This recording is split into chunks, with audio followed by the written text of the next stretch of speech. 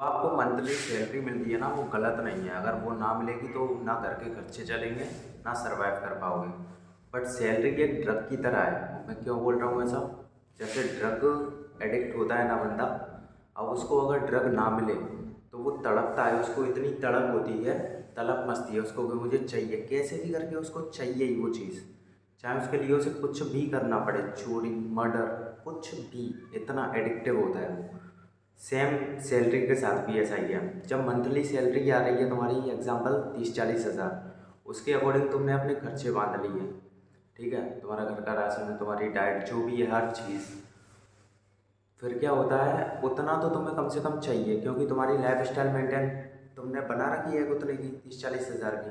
अगर उससे उतनी तुम्हें नहीं, मान के चलो 1 महीना भी सैलरी नहीं मिली ना तुम्हें, और तुम्हारा कोई इमरजेंसी फंड नहीं, ओनली सैलरी पे डिपेंड हो, तो तुम क्रेव करोगे कि मुझे वही चीज़ चाहिए, और वो तुम्हें मिलेगी नहीं।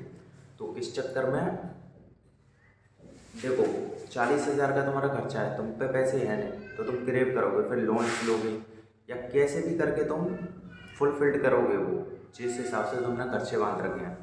तो इसलिए मैं कह रहा हूँ सैलरी एक ड्रग की तरह है, पर ये गलत नहीं है। जितनी सैलरी है ना, सेल जॉब करके तुम वापस आ गए, तुम्हें सैलरी मिल रही है, तुम एक काम कर सकते हो कि साइड हसल को स्टार्ट करो, और वो साइड हसल तुम्हें सैलरी से ज़्यादा या सैलरी के बराबर तक इनकम नहीं दे रही ना, तब तक मत रखो। एक साइड हसल, ये है मैसेज मेरा, कि सैलरी तुम्हारी जितनी भी है, पता है सैलरी किसी की 5 लाख रुपए है, ठीक है, और 5 लाख कम नहीं होते, लेकिन उसने खर्चे उस अकॉर्डिंग उसकी लाइफ स्टाइल मेंटेन कर रहा है, वो कोई 5 लाख उसको मंथली चाहिए ही चाहिए। बट अगर उसको फिर कम मिले ना पैसे, लिटरली जैसे ड्रग एडिक्ट क्रेव करता है ना, सेम वैसे ही क्रेव करेगा वो उस चीज़ के लिए। एग्जाम्पल एक स्टूडेंट का लेते हैं, जो पापा से हर मंथ लेता है पैसे, एग्जाम्पल 5 से 7-10 हज़ार रुपये लेता है, ठीक है। अब उसके अकॉर्डिंग उसने अपने खर्चे बांध रखे हैं पूरे, फ़ोन में बैलेंस, डाइट, खर्चा, एक्सेट्रा सारी चीज़ें। फिर उसको वो नहीं मिलेगी ना, तो क्रेव करेगा, तड़पेगा वो उसके लिए। और अगर हर महीने वैसे उसके पापा उसको देते रहे, तो वो अपाहिज बनेगा, फिर वो खुद से कुछ क्यों करेगा जब उसको मिल रहे हैं तो